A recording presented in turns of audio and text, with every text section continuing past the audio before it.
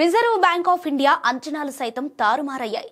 వాస్తవానికి ఆర్బీఐ రెండవ త్రైమాసికంలో 7% జీడీపీ వృద్ధిని అంచనా వేసింది. కానీ తాజాగా ఆశ్చర్యకరమైన గణాంకాలు వెలువడ్డాయి. 2025-2026 ఆర్థిక సంవత్సరం రెండవ త్రైమాసికంలో భారత ఆర్థిక వ్యవస్థ అసాధారణంగా పనితీరును కనబరిచింది. ఈ కాలంలో జీడీపీ వృద్ధి గత 6 త్రైమాసికాలలో అత్యధికంగా నమోదైంది. ప్రభుత్వ డేటా ప్రకారం రెండవ త్రైమాసికంలో వాస్తవాల స్థూల దేశీయోత్పత్తి 8.2% రేటుతో దూసుకుపోయింది. అనేక ప్రపంచ దేశీయ రేటింగ్ ఏజెన్సీలు రెండవ త్రైమాసికంలో జీడీపీ వృద్ధిని 7.0 నుంచి 7.3% వరకు అంచనా వేశాయి. కానీ అంచనాలన్నింటినీ తలదన్నేలా జీడీపీ నమోదైంది. ఇంతలా పెరుగుదలకు 3 ప్రధాన కారణాల గురించి ఇప్పుడు తెలుసుకుందాం. మొదటిది తయారీ రంగంలో బలమైన వృద్ధి. రెండవ త్రైమాసికంలో భారతదేశ జీడీపీకి తయారీ రంగం బలమైన మద్దతును అందించింది. ఈ రంగం 9% కంటే ఎక్కువ రేటుతో వృద్ధి చెందింది.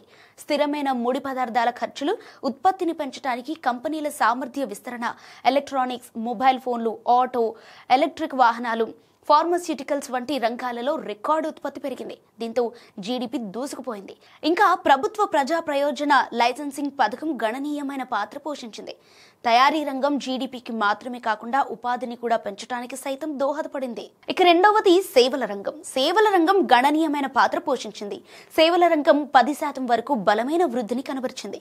ఇందులో ఆర్థికం, బీమా, రియల్ ఎస్టేట్ ముఖ్యమైన పాత్ర పోషించాయి. దేశీయ డిమాండ్ పెరుగుదల కూడా ఒక ముఖ్యమైన అంశమని చెప్పాలి.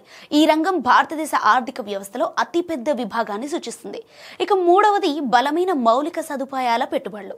ప్రభుత్వం దూకుడుగా మూలధన వ్యయం అంటే భవనాలు, యంత్రాలు, భూమి వంటి స్థిర ఆస్తులను కొనుగోలు చేయడానికి లేదా మెరుగుపరచడానికి ఒక సంస్థ లేదా ప్రభుత్వం చేసే ఖర్చు చేయటం జీడీపీ పెరుగుదలకు ఒక కారణం.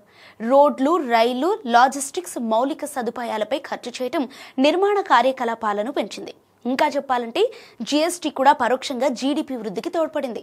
సెప్టెంబర్ 22న అమలు చేసిన జీఎస్టీ సంస్కరణ దేశీయ డిమాండ్లో భారీ పెరుగుదలకు దారితీసింది. అంతేకాదండి, రికార్డు స్థాయిలో కూడా జీఎస్టీ వసూలు జీడీపీ వృద్ధికి తోడ్పడ్డాయి.